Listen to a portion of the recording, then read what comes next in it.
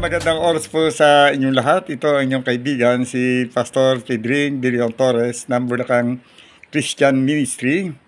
Tunay po na Diyos lamang mabigyan ng papuri, parangal, pasalamat sa buhay ng kanyang lingkod. Lord, patuloy nyo kami bigyan ng kalakasan, karunungan at kaalaman, araw-araw na pagdalangin at pagpupuri sa iyo, O Diyos. Patuloy mo kaming kahabagan. In Jesus' name, Amen.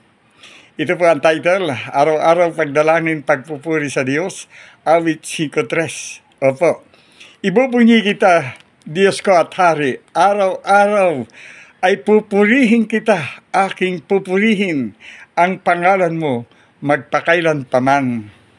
Yan po ay nasa mga awit 5:3. Supporting verse, Marcos 1:35. Ibig po sabihin verse. Nagbangon si Jesus ng madaling araw, malalim pa ang gabi, at lumabas at napasa isang dako ng ilang at do'y nanalangin. Sa Efeso 5:18 hanggang 20, kayo'y mga puspos ng Espiritu na kayo'y mga usap ng mga salmo at mga himno at mga awit na uukol sa Espiritu at nangag-awitan, nangagpupuri sa inyong mga puso sa Panginoon na kayo'y laging magpasalamat sa lahat ng mga bagay sa pangalan ng ating Panginoong Hesukristo sa Diyos na ating Ama. Sa pangalan ng ating Panginoong Hesukristo sa Diyos na ating Ama. Yan po ang kailangan nating laging ginagawa araw-araw na pagdalangin at pagpupuri sa Diyos upang tayo'y lubusang makasunod sa kanyang banal na palatuntunan. Totoo po, kailangan yun. Lagi tayong nananalangin, nagpupuri, nagpapasalamat at nag-uusap-usap tungkol sa ginawa ng Diyos at umaawi tayo ng papuri, parangal at pasasalamat. Yan po ang nais ng Diyos. Kaya nga po siya'y panibughuin.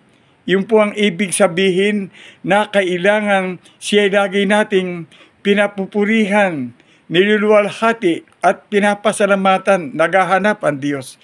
Kung ito po'y inyo lamang na pag-uukulan ng pansin, hindi po ba? Naghahanap ang Diyos na magpupuri, magpaparangal, magpapasalamat sa kanyang banal na pangalan. Opo. Kaya araw-araw na pagdalangin, pagpupuri sa Diyos, ito po ang ibinahagi sa hari sa 5:3. Biruin niyo po, ang tagal na ng panahong iyon na ibinahagi sa hari para ngayong kasalukuyan ng ating buhay ay atin pong ika nga po mabungkal, malaman upang kung paano ang isang hari ay kinalugdan ng Diyos sa araw-araw niyang ginagawa. Ordinary kang tao, yun ni hari. Ginawa niya, di lalo tayo gawin natin para tayo'y kalugdan ng Diyos. Hindi po ba?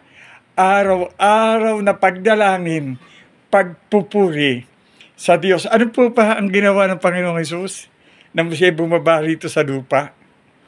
Nananalangin, ipinakita niya kung papaano ang dapat gawin ng isang taong nabubuhay dito sa mundo.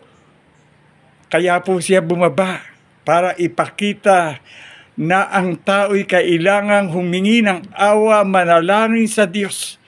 Opo, hindi po ba inyo nakikita nagaganap ngayon? Kaya po iyan ang itinuturo noong pamampo.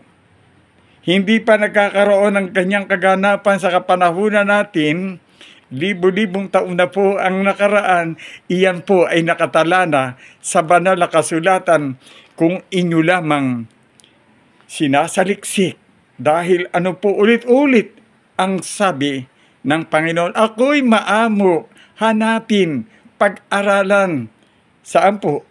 Sa Bibliang pamamaraan. Ito po'y panghihikayat upang kayo ay magising ng lubusan at ang Diyos ay papurihan sa inyong buhay. Dumating man ang matinding sakuna, hindi kayo malalapitan o madikitan ng anumang saninang karamdaman, virus man yan, o sunog man yang nagaganap.